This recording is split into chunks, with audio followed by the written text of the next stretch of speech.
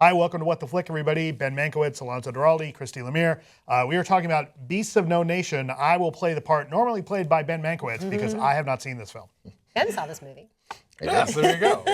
It's crazy switch-up day. This film is currently available on Netflix in the U.S., so if you are a subscriber, you can watch it as soon as you're done watching this review.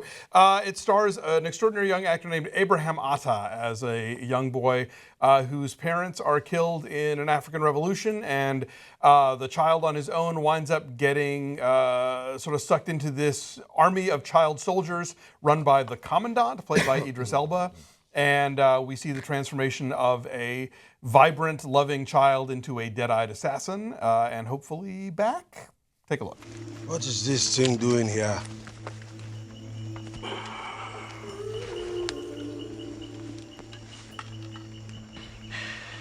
What are you doing here? Who is responsible for this thing? Now, what are they calling you? Agu! I saved your life. I saved your life. I saved your life. Go! All of you that have seen your family killed,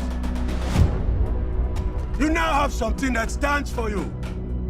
It has put the weapons of this war back in your hands of youth, the young, the powerful. I'm a good follower, sir.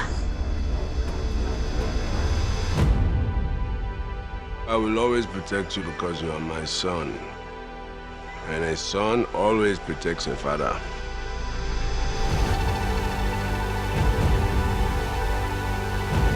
My men, you will remember me.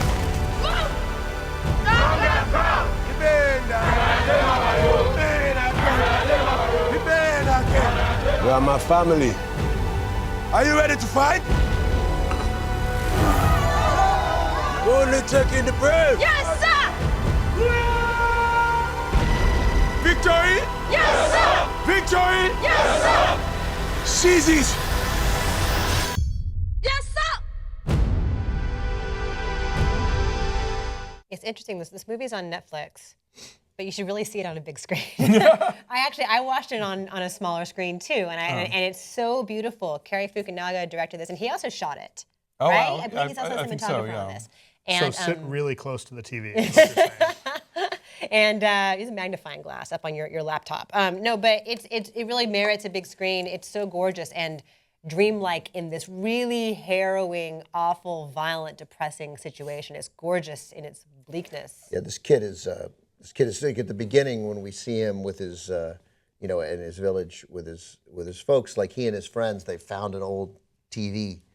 And they call it Imagine. It has no backing. It's just so you can stick your head through it. And they are selling it to people as Imagine TV, And so they perform and they fake fight behind it and they make it 3D and they stick their heads through. These kids are like so alive and fantastic, and then all of that just gets completely crushed. Yeah, and they make it relatable by making these kids seem like any kid you see on the street playing, and there's That's so much promise and there's so much happiness and vibrancy. Yeah, and they have a great, a good family, and the parents love it. It's good, but a realistic family. They don't idealize it. These are regular, identifiable people. I agree that it probably is better on a big screen. I was lucky enough to see it at a film festival, and so I got to see it that way. Partially because the material is so tough. I think that there's something about the commitment level of seeing it in the theater where you're going to stick it out, whereas on TV it might be tempting at one point to be like, okay, I gotta.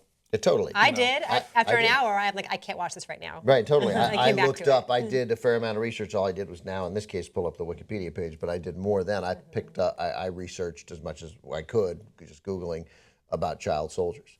And what we do know is that there are a lot of child soldiers and a good, solid, I think. But surprisingly, and I think most of them are in Africa, or the highest percentages in Africa, but there's a higher percentage around the rest of the world. I mean, there's child soldiers everywhere. It's not just Africa where this happens. I will say that Fukunaga does a good job of, and this is based on a novel. I mean, he doesn't. It's uncompromisingly dark and bleak as the story should be, but it doesn't ever become so hopeless that you're just that I wanted to walk out of it. You know, like I kind of felt like it was going somewhere, like it wasn't just this sort of wallow in misery and like, you know, 2 hours of hopelessness. But no, there's an arc, and he changes. There's an Yeah. evolution that's, Yeah, that's very and also clear. Yeah. while he's a child soldier, he's still a kid.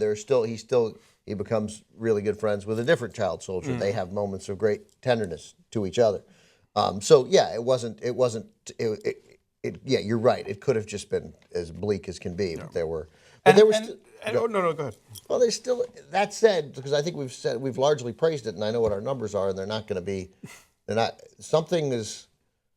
I don't know quite what it is that makes it feel, in the end, a little less satisfying than the way it comes out when you describe it. Well, it's really well made, but I didn't enjoy it. Like I can't say I liked this movie, but Yeah. It does. Maybe that's all it is. yeah, There's maybe it's a tough 6. There's you know? no B story here, you know, like it's pretty much just this one thing in a straight line. And so, I mean, it doesn't draw in any sort of richer context or sort of supporting characters. You know, you have Elba as the commandant, who is very magnetic and ultimately very terrifying. And, you know, obviously they're selling the movie on him because he's the name, but it's a supporting performance. It does kind of go in a straight line, and so you feel like it's not as complicated or as rich as it might have been.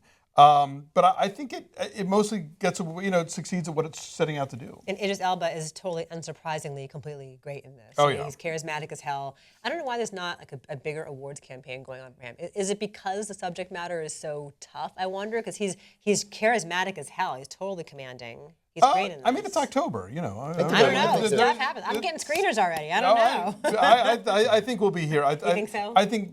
Look, this is Netflix's, obviously their first opening salvo at trying to do at the Oscars what they've done at the Emmys. So I would imagine that most of their eggs are in the basket marked Idris Elba. And I would imagine that their best bet, you could make a case that it's a lead performance. I think you're right. It's a supporting performance, and that's easier to get a nomination to. So my hunch is there's a good chance. There'll be a campaign to get him a supporting. It's tough to talk about this. Like, do we recommend this? Can I recommend this to you?